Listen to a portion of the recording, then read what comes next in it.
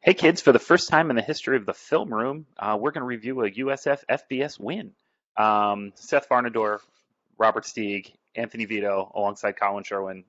We are doing this virtually today.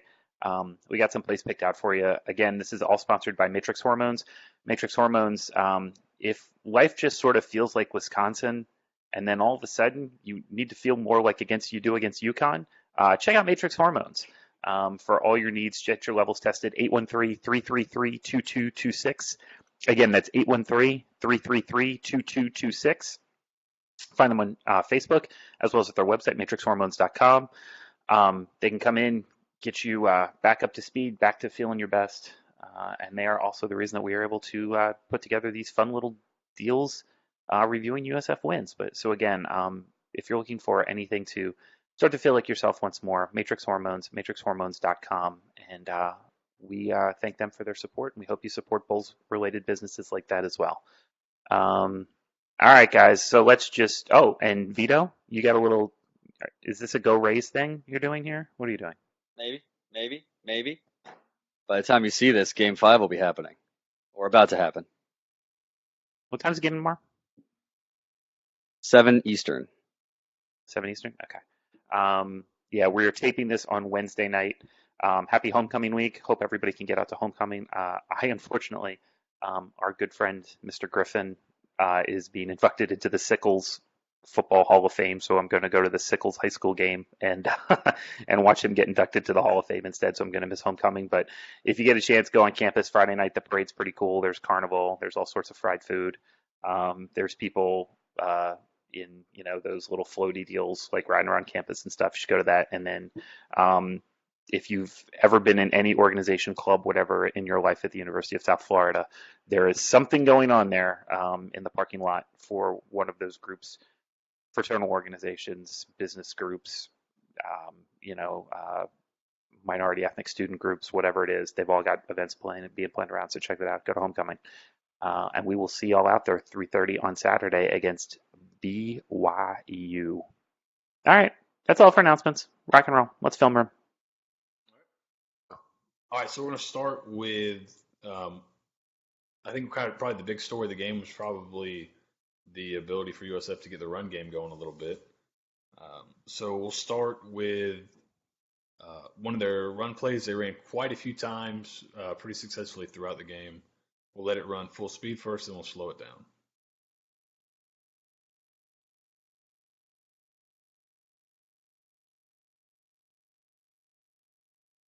So this was in the first quarter. It's not too dissimilar to the one they ran against South Carolina State. I believe this is dart. So what they're going to do is we'll down block here. I'll take him down. He's really can almost go. He's going to pull for this backer here. He's pulling for him. And then he's going to arc. So it's a read. So I can give it to the back, or the quarterback could keep it. And now you have the tight end for the force player. And what ends up happening a lot during the game is they get play out of this guy to the tight end arcing. So we'll kind of watch it slow here. The tackle pulls.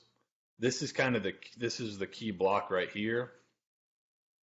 Is you got your center and your right guard do a really good job. Kind of watch them as this tackle comes around.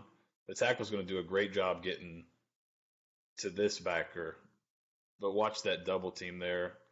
Tackle gets there, and then Atterbury comes off the double team, gets to the next backer in the box, and opens up a huge hole to run through.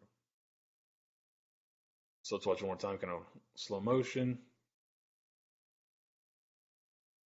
And they were able to consistently run that play throughout the night. And it's really just kind of that dart play. They ran that in the spring game, so it's kind of one of their staples. You can see they're getting a little bit better at it now.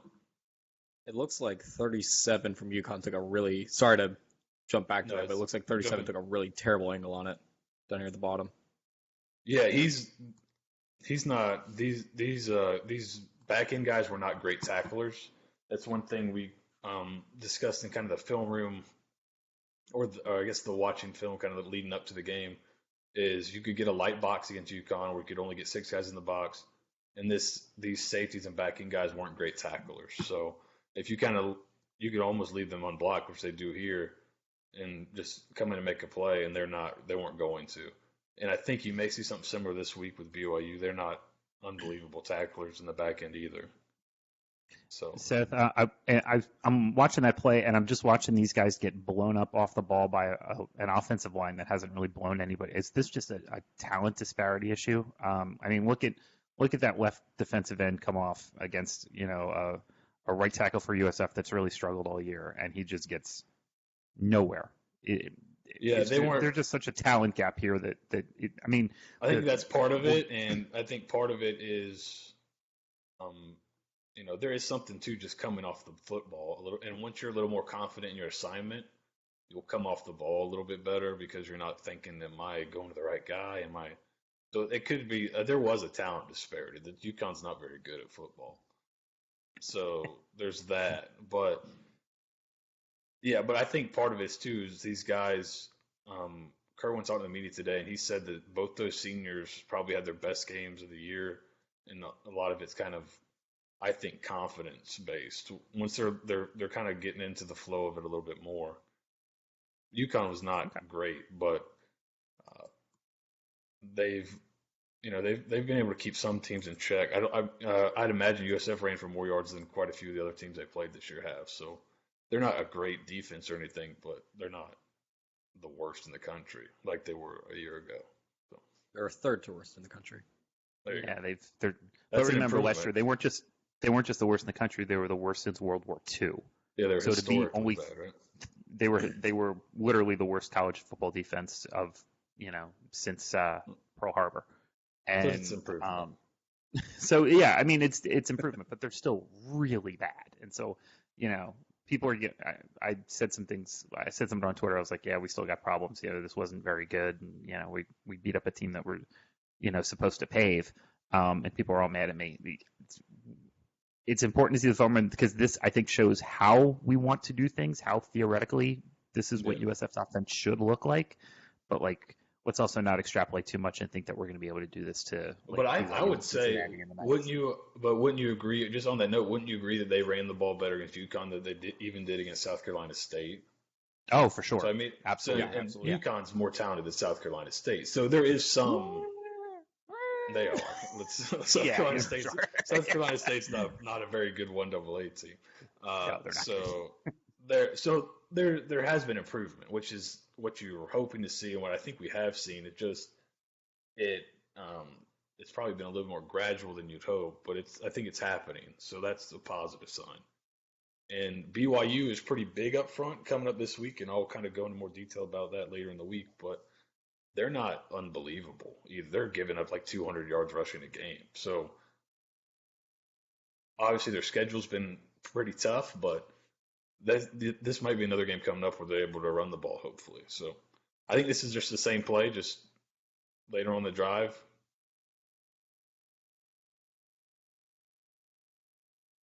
A good hard run by Sands, I believe. But it's the same thing, just going the other way.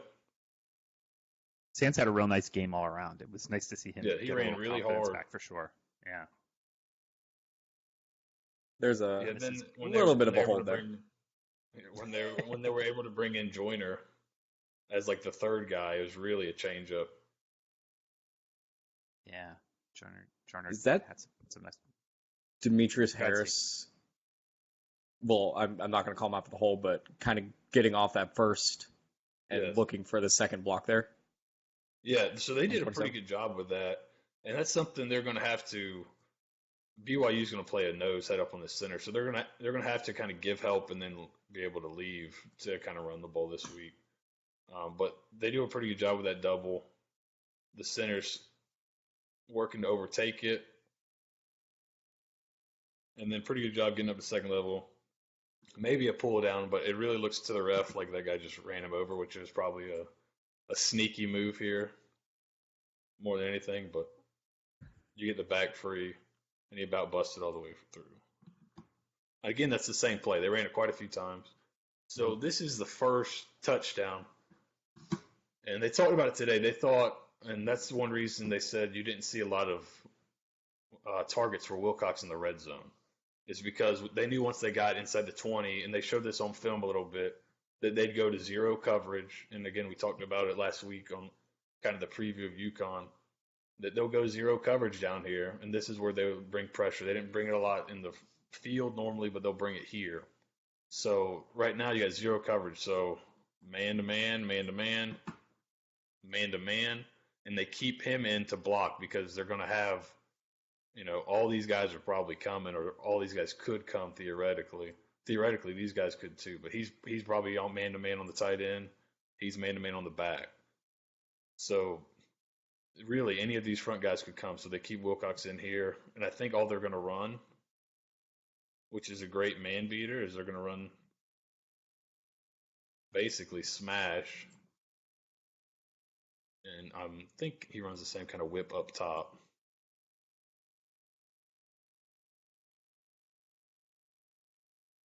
Or he just, okay, so up top he runs a slant.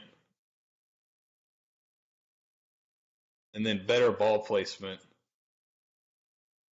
on the corner out this week than when we had some of those throws last week to the corner here. So this play should kill man coverage anytime. Because first of all, if it wasn't man, just generally when you're first teaching smash, I'm reading the corner typically. Because I'm thinking if it's one-on-one, I'm going to win. So if the corner's up or he stays up, then I should take the corner out every time. And that's what happens here. The corner plays tight man-to-man coverage. He's one-to-one.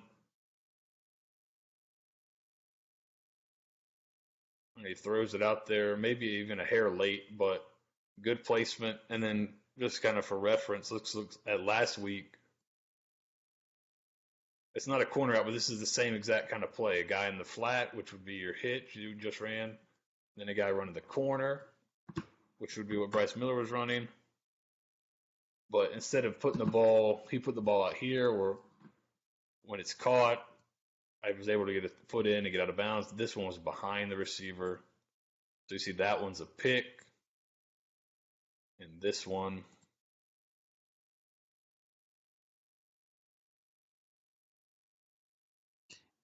you can see the difference in where he caught it. Yeah. So, but you can also see we gave Jordan a tough time last week for not really stepping into that throw and getting picked off, and then also on the rollout where he got he short armed it a little bit. This one still, he really doesn't step through, step into the pocket. I mean, he's about to get murdered too. I think he's a guy running free.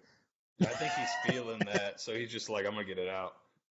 Yeah, and so this stands tall, steps in but not huge, gets wrecked, stands in, takes a hit, and then what do we think of the route running here? It's a great set of hands, but should he be able to separate? Should he be able to separate a little bit more and maybe give him a little more room as well? And that's one thing. After hearing, we recorded kind of early last week, so even on that the SMU play we just showed previously, Kerwin talked about the route kind of not helping the quarterback out on that one. What I think he was saying is he probably wanted Wilcox to stair step his guy and try to get open more. He thought he could have got himself more open. He might say the same thing here. But I mean, he wins leverage, which is really, at worst, you want to win leverage, and he won leverage, so he gave the quarterback the whole sideline basically to throw to. So, I mean, he gets enough, especially down here. You're not going to get a ton of room, but I think you see later. I think it's going to be the next clip I show. His second touchdown, he breaks at the post, and he really breaks this guy off because he's already set him up on this corner route earlier in the game. I was about to say, I think that corner's basically already biting to the outside before he even breaks his route. Yeah, Looks like he was giving him outside release. Yeah. So could he done maybe a little bit more at the top, maybe, but that's pretty good. I mean, you don't have a ton of room to win. So if you win leverage and give your quarterback a room to throw it, which since he's one outside now, the quarterback can throw it pretty much anywhere out here, and he's got him pinned inside. That's a win. And then he makes a great catch, kind of contested.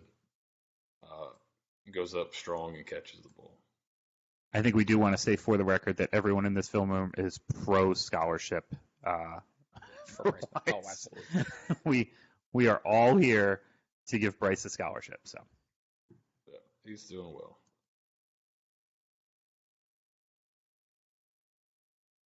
Okay, so I think these ones got out of sequence. So let's go to this one first. Okay, so another run play they did, and they did it. It ended up being the backup tight end in there, That'd be Jacob Mathis. based on his name.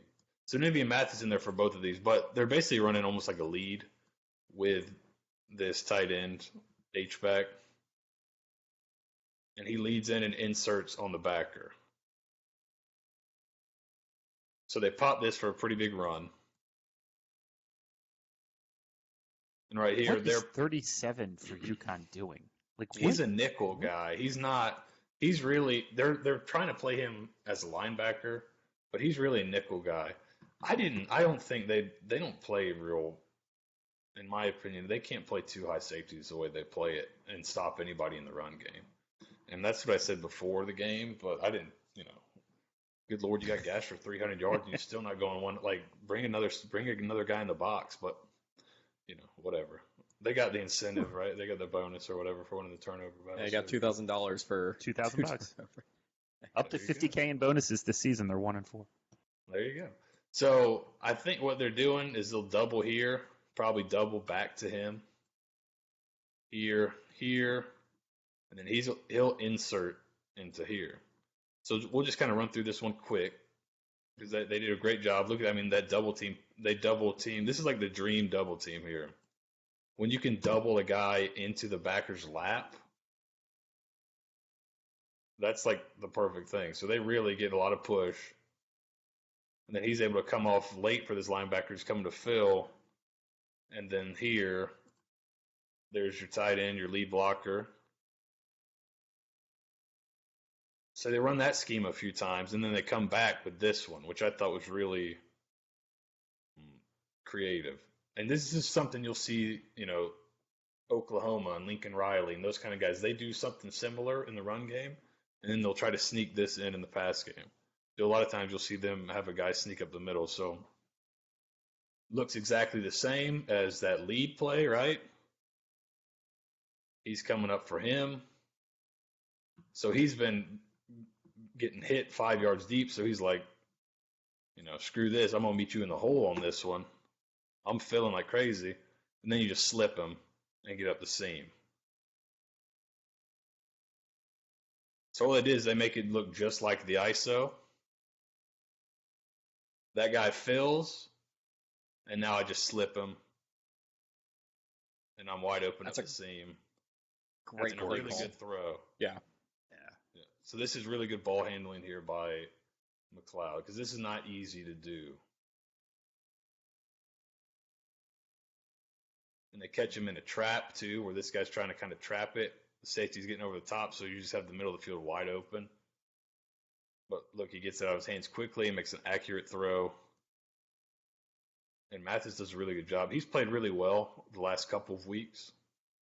I wouldn't be surprised, especially with the lingering suspension of Johnny Ford, if you see more of him and Wilcox on the field at the same time.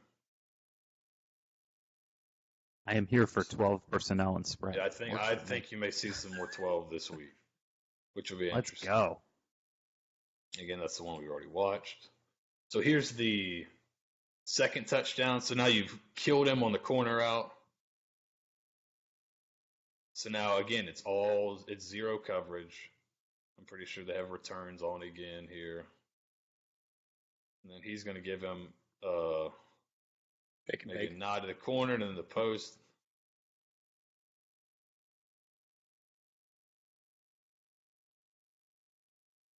And this time he really kills him. Oh, pick up your ankles, young man. Oh, my God. Yeah. Look at that. That kid is not good. Good job by the scheme to point him out, too. Really sold the corner out. He's already run it. Yeah. So this guy's going to open his hip. As soon as he opens his hips, he turns to run, it's over. Breaks him off inside. And again, a good throw with some pressure in the face for an easy touchdown, and then a very nice spin at the end here. It's beautiful. We can slow Beautiful mo execution. Look at the spin. That's pretty good right there. How many did they bring there? So they ended up bringing 6. Did we get 6 on 6 there? Was that? Let's see here. They brought. It looked like 3, 4, So 5, they got 7. 1, 2, 3, 4, 5, 6 at the line, 2 back. Let's see. They bring everybody to the line of scrimmage. Yeah, they bring 6. And then they add him on late. So they end up they add on late. So they end up almost bringing 8 dudes. And that was a crucial cut block by Kronk, it looks like. Yes, he did. He had an up and down game in pass pro, but that was a good one right there. He had a couple where he had one where he whiffed on the backside of a full slide. Mm-hmm. He had a couple times where he missed on the backside. Seth, I have a question. Slide. If 37 is your nickel, and you know that kid is clearly not good, how can you be in 0 here? Like, this is like? I think it's probably a risk. This is maybe a risk reward type thing. Just make him make the throw. Hopefully, you get home before he gets the pass off, and maybe he'll miss. I don't know. It's anytime you go 0, you're kind of, it's a risk reward thing, regardless who you have back here, because if this guy can run a good route and they can protect it, there's a lot of space no matter who's back there. But yeah, with a guy that's not, this is your nickel corner or your nickel player, they're not very good. So it's kind of doesn't really matter, but I'd say probably just risk reward. Just hope that your guy's better than their guy, and or just hope you get home. Just hope you get home on the pressure and you just bring it. That's why, you hear people complaining about the tight end not getting targets in the red zone. Well, this is why. Yeah, he could have leaked him out, but then maybe the quarterback gets mushed in the mouth, or they keep him in, and now you got a one-on-one. You're going to win. All you got to do is keep him in to protect. So that's kind of when people just want to, just watch the game briefly and just say, oh, why aren't they doing this? Why aren't they doing that? These guys have, for the most part, thought about, they've thought of the contingencies, and they realize that, oh, I can get my best route runner matched up with a not very good cover player one-on-one with the whole field to work with, basically. I'll take that. And I'm sure Mitch would say, yeah, he's going to score a touchdown. That's great. Yeah, cool. All right. We're going to win. Great. I'll do that. So that's kind of, I think probably to answer your question, Colin, probably just risk reward. Other than that, I don't know why. That's not even a double move. That's like a move and a half. That's like a 1.5. Yeah, it's just like a lean. Dust the kid. Yeah, and he just straight dust the kid there. And that's a walk-on wide receiver who's just going over the most. So I don't know. I don't want to criticize another team scheme because I don't know their personnel and what they've, haven't seen them all year. But this team they're so bad. I don't know if, and you might be right about risk reward there. Like if you're so bad, just try and get after it and try and create a turnover or try and create havoc with numbers and pray. That's what I think. That's what I'm. So we've seen mostly good stuff. So we'll go. I think this is kind of the bad stuff here, if I'm correct, if I recall correctly. No, not yet. Okay, so this was just this is the same exact play. I know Nate pointed it out on Twitter as well, but just to let people see it. This is like the same exact play that Johnny Ford scored on against Georgia Tech. They make it look like inverted smash. This guy's going to run the corner. He makes it look like he's running the speed out. Once he jumps over the top of it, then he returns back inside. So it's a killer against man, which they went one high here. They were kind of inside the 30, so I think they thought they might get some type of man coverage. Either way, so right there, he's got to jump over the top to get there, and now you basically are using your own player really as a pick, and he just can catch it with space and time to run. So that was just put in there just to kind of see the similarity between that one. Also, another fantastic block by Cronkite. Yes, taking out 2 guys. This would say he was up and down, but here he got like 3 guys almost. Yeah. So like he definitely made up for it with how he ran the ball, and then right here 1, 2, 3 and a half. There you go. Yeah, so that's pretty good right there. Kerwin Bell must have saw something on film with number 37 and just decided to just be an absolute bully against him because That's like the But fourth it's play really, we've it shown was that really he got beat. it was really whoever lined up out there. So this is the okay. So this is the McLeod scramble for the touchdown. Is this for the So they TD? come Okay, out, this. yeah. So they come out in a funky look. And again, if you looked at the preview we did of UConn last Friday, the film, the kind of watching film we did of UConn, there were instances on film against UCF where this guy would vacate the box with a receiver and leave, and then he'd end up playing over here, and so they'd leave like nobody in the middle. So they'd have four. They didn't show this odd front look, but they'd have four rushers and nobody at the second level. So that's pretty much what happens here. They try to bring a funky look. He kind of gets free, but he's your gone. gap contain? Like, There's nobody left. So he's going to run with, when he gets vertical, he's going to run with him. He's going to run out with the bag. So there's literally nobody left. You know, you couldn't have called a quarterback draw better for this. It was just like too easy. I was There's nobody watching this left. play at Irish 31 on a live stream that was plugged into the wall, you know, with a really bad camera angle and everything, and I'm sitting there going, this is like this defense. This is atrocious. So I mean, I'm glad Jordan got to the house and he pulled it down and recognized it. But like, UConn, what are you doing here? Like, this is so bad. And this is stuff that was, you know, they did this. UCF would motion the back out, and they didn't motion the first time. Then later on in the game, the guy just turns and runs out. And I'm like, there's nobody in the middle of the field right there. And it ends up happening right here. He's gone. And then, you know, what we always talk about, you get one on with a safety, you make him miss, that's your job. And he made a miss and scored, tossed the ball to the ref. So a lot of, I'd say for the most part, really good stuff from the game. And that was a little easy. I mean, right look there. at that kid. And Jordan's maybe not 100% healthy and might have a bad ankle or like, you know, is a little dinged up, and the fact that he can just like shake that guy like that, like, there's a talent deficiency. Yeah. So some of the bad stuff, I think just one bad play from the defense, but there's mostly good ones.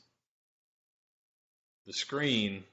So when you know, everyone gets pissed when they hear, you know, after the game, you just got to execute. You know, everyone's like, oh, come on.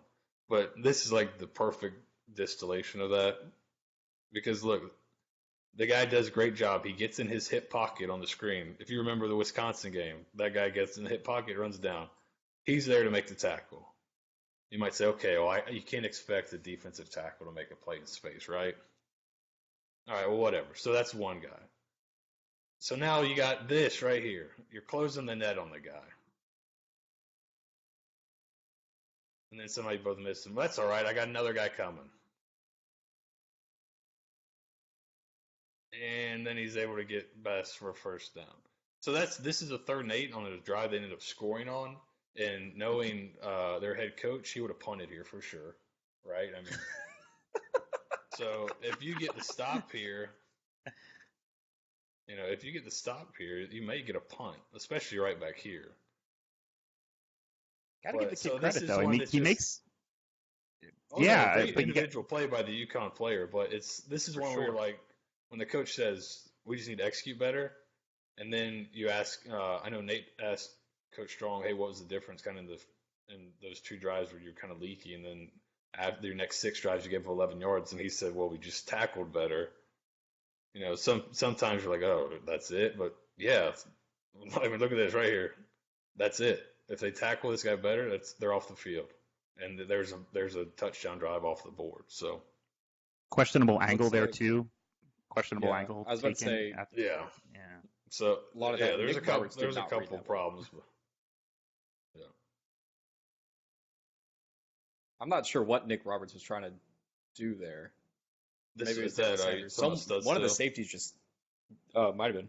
I can't tell just because the numbers are going so quick. But Yeah, I don't Is know. that Nick? Was that Nick Roberts? Is that our pin tweet Those right now? I'm not studs- sure what Nick those Roberts was studs- doing right there. He ends up getting back in and making the tackle. Those studs still kind of missing the hole, but Yeah, it's just stuff like that, just silly stuff. And then here's the first pick. So we're gonna run through a couple bad ones, and then we'll end up, I think, with some good ones by the defense. So here's the first pick. After you get a fumble, you got a chance to go up by 3 touchdowns going into the half. I'm pretty sure it's just switch verticals on both sides. They look like they might get to it a little bit late up here, but that's the idea. Switch verticals. I think what happened is he saw the middle of the field was open, so he thought he'd get one of these guys coming in. They drop him underneath, and then it's just it's really cloudy. I think this guy even runs underneath the vertical. So this is one you just got to throw out of the back of the end zone if you don't like it. It's first, right? It's first down, I believe. So you got the switch verticals coming. You're not fitting this in there. There's no way you're fitting it into him because that's who he's throwing it to. So this is just like a young guy mistake that took points off the board.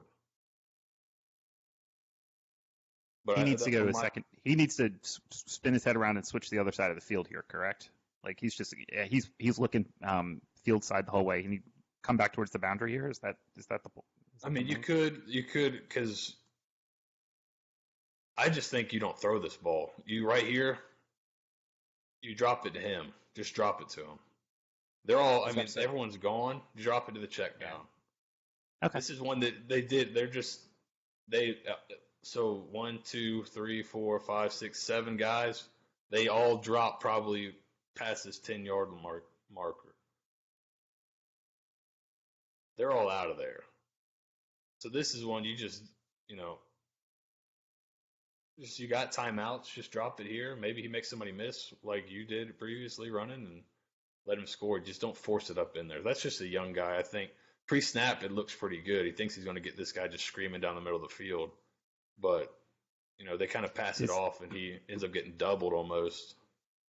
Does he fall for that sort of step in that the I think he's looking here. The mic and the it looks like the mic and the will step in. I believe he takes out. He kind of comes out, and then these two end up taking him. So they end up getting a guy underneath them, and this guy ends up behind him. Because I think that's 18 and 24 there. So you get the mic drops back deep.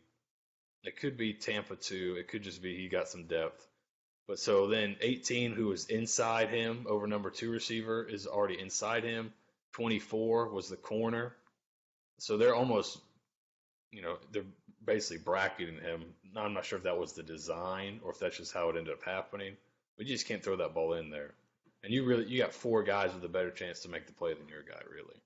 So this is one you just throw out of the back of the end zone or throw your check down, go to second down. But what he was probably looking at was this safety, and this safety ran with the first. He ran with that one, so he's thinking, I got this guy coming with all that space by himself, but he didn't see that this guy kind of peeled off too. So it's just something he'll learn from. And a good game to do some learning in rather than a game against a better opponent. So,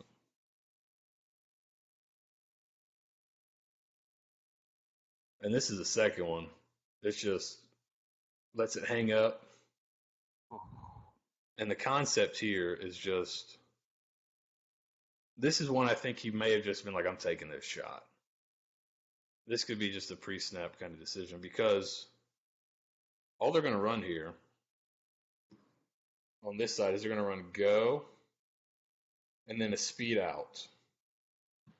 It's really the same read as smash, is how we always teach it. If this guy drops back, then take the speed out. If he kind of sits up and plays in this flat area, then try to fit the go route in. But it's the same spots, right? The corner would be ending up here. The hitch would be ending up here. It's smashed. It's the same read. You're high-low on this guy, really. And then the coaches give him an indicator a little bit of what type of coverage it might be. By bringing this motion in, he follows him. Maybe it's man. Looking at his leverage, maybe he's playing man.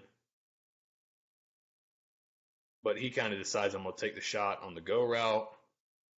Well, the corner's back there and the safety's back there. So that's one you kind of wish you have back here. And So then in here, the I think, I was going to say, Yeah. for if you're watching this at home, if you're short, you can't. I don't think in the original frame you can see that safety high. Jordan can see it, but we can't see it. So is there? Because can we see it? Hold on. I think three he's in the middle? here. Yeah. 4, 5, 6, 7. Yeah. Oh, he is. Okay, he is. He's Okay. here. He's just Yeah, there. So he's there. So the yeah, thought he's it's not a bad thought. The thought is I got a one-on-one out here. Now he's either got to let it rip and let it go. He kind of leaves it a little short here, or just be like, okay, the corner's bailing. The real problem was, this guy killed his dude up there. The real problem was, I think he left it short. Not a great throw, which I think that's his Achilles heel. Is he doesn't have the biggest arm in the world. But if to play, you could play it safe and just throw the speed out down here. You play it safe. You got Bryce Miller on 37 again. Just let him win out there. Maybe he breaks a tackle, get you a first down. It's the easiest win of the game. At worst, you get 5-6 yards. And that's, again, just another trying to make a play, trying to kind of maybe put a kill shot in on this game.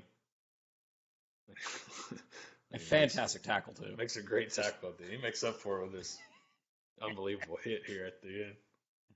Really levels them. Yeah, I don't want to hurt myself here.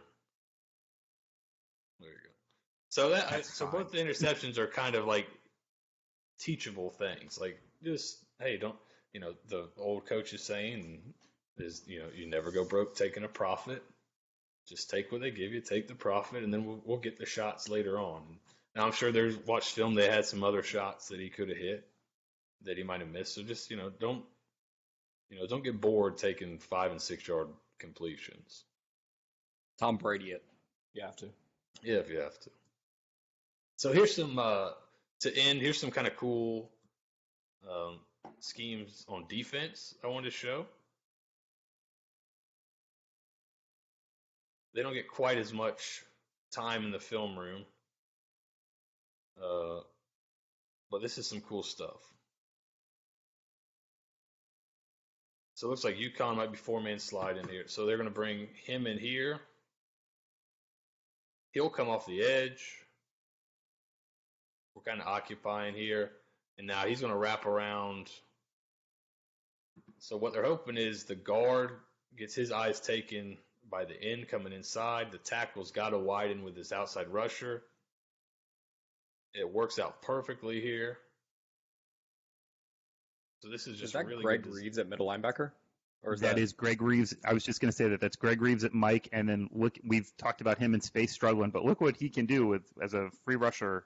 This is a great scheme. Getting after the quarterback. They talked about him on the broadcast. I don't know if you guys could hear. They talked about using kind of Aaron Murray, who I think Stig was you that said he was quite handsome. Same high school as Jordan McLeod, by the way. He was quite handsome, but he was talking about they only mentioned that like 30 times. They used him. He was saying they used him he called him a spinner, but really I guess he's he's an end, but they can spin him back and go to some odd front looks. But here they did it really to just a really cool blitz scheme that is something that'll kill these slides. So it looks like they might have done a 3-man slide, and then when he came out here, he had to take him. So they did a 3-man, so they were anticipating this. Then all here, you fan out to that is you see him make a call here.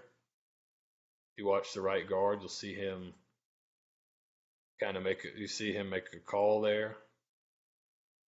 So he's saying we're going to fan out to this. I'll fan out here. And now when he crosses his face, you can even see a moment of indecision by the guard. He's like, should I take this guy? So he takes him, and then this is a really good job of kind of setting it up, too, of not just looping right away. He could have just gone right away, and they might have been able to pass it off. But he does a good job of pressing, almost like a back, pressing the hole and then making the move, and he gets himself free for a sack. So that's really just like a great job of scheme and understanding how to attack their protections by the defensive That's pretty. staff. Yeah. There's another one coming up here. A similar look on 3rd and 11. So again, you got that odd front. I believe that's Reeves right there. Yeah. So it's almost the same thing. Now UConn comes with a full slide. And this is what caused your fumble right before the half. So kind of a similar scheme. Again, he's going to press it, and with the full slide, he almost makes like a jump cut out. Right, the full slide is everyone stepping this way. I'm not necessarily blocking the man. I'm kind of blocking an area. Then the back comes off the edge. You'll see USF do this on quick game a lot. But even with the full slide, so this is kind of a pressure they were able to capitalize on 2 different blocking schemes by UConn. So even on the full slide, the back's coming here. I'm crossing his face, so he kind of feels like he has to take me. Notice again how he presses this hole to hold this. He kind of holds his eyes there, and then the last second jumps out and around into this open space. Reeves has got to be playing on Sunday, man. He is freakishly athletic with this. He's really good at rushing the passer. And they're kind of Maybe using like him a all over. 3rd down edge guy maybe at the level. But this is Like a the good really, Josh Allen. really good job of moving guys around and using scheme to create advantages. And they only have to rush 5. It's not like they're bringing, they're killing they're not having to kill their coverage schemes or anything and really put them in conflict. If they want to play, they could play man to some of it. They could play some, like match quarter stuff. But And check out the scoop from Dr. Livingstone there. That was pretty good. That's just great scheme by Brian Jimbury in block 6. Good execution. And that's what you have. And on both of these, they were outnumbered by blockers. But just the scheme got them an advantage without even having to outnumber the blockers. Like with a lot of blitzing, you're hoping to overwhelm the opponent with force and with manpower. But here it's more of like a coordinated strike. It's like the difference between like a bombing run now as opposed to like a bombing run in World War II kind of thing. It's probably we're probably a little more precise now, right? A little smart bombs. The smart bomb defense. I like it. There you go. We just presented by MacDill Air Force Base. There we go. I mean, we could do some. I'm sure they could do some pretty cool uniforms with that thing. All right. So I think that's it for the film room. So we're back to top here. That was really helpful. So go ahead. Go ahead, Steve. Oh no, I was gonna say I had no idea that was Greg Reeves that was on those 2 blitzes, or not those 2 blitzes, but those 2 plays there. Seth, I gave great pickup on that because I thought that was Mars Bellamy. I thought that was just like another linebacker. I didn't really notice it either until you pointed it out. But yes, so and then just hearing you say that kind of reminded me of Murray kind of talking about they used him as they called it a spinner. He called it a spinner where they'll bring him up the line, move him back, and really don't want to call him a spinner. I don't like that. There are some connotations there. So Seth, your thoughts on what you saw, and is this just legitimately getting better, or is this a bad opponent, or is it a little bit of both? I think it's a little bit of both, obviously, but I think it's been getting better. Even that's the tough part is, even the SMU game, they played better than they had before. SMU just kind of, I think their tempo caught them off guard, and then they got down and were trying to catch up, and that's always tough when it starts rolling downhill on you a little bit. But everyone's kind of like, oh, the second half was total garbage time. Probably for the stats it was, but SMU didn't take out their starters on both sides of the ball to the fourth quarter. So it wasn't total total worthless information you were getting from the second half. The third quarter, where they were able to move the ball still on offense, USF was provided some information. So I think they are improving. I think UConn obviously was overmatched, but they also did what you should do to an overmatched team. They ran for 300 yards. They probably could have thrown for a ton if that's what they wanted to do. They kind of could have. You kind of felt coming out they could have done really whatever they wanted to UConn, which is what you're hoping to see when you're playing somebody that's overmatched. So I think that it's moving in the right direction. And I haven't really been too concerned with scheme at all this year, which is what I'm really concerned with because I'm coming in now. I just kind of look at scheme. That's what I kind of can relate to and see. Does this make sense to me? And to me, it's made sense all year, but the results haven't quite been there. And now, hopefully, they're kind of turning that corner and they're a little more confident, and you'll see this momentum. I know you love that word, Colin. This kind of carry forward, but really, it's really the confidence gained out of stringing together some good performances. Well, hopefully that can kind of carry forward. So I hope you're right. I hope Kerwin's check clears, or does he pay you by PayPal or Venmo? I'm kidding. It's a joke. I'm kidding. No, I've seen enough of UConn, especially the last couple of years, where anything, just taking away anything from those games, good and bad, has been. We beat this team, the worst defensive team in the history of college football, by one score last year, and I didn't want to take too much away from that either. So, I'm trying not to get in front of my skis here. I definitely saw some things that I liked, but again, you're a lot of it's on air and on shell because these guys are not great. But we'll see what happens. I hope I'm wrong. Steve? I think one thing about the game last year was that game didn't feel like we were. I feel like last year's game was we were just more skilled than UConn was. We had better athletes.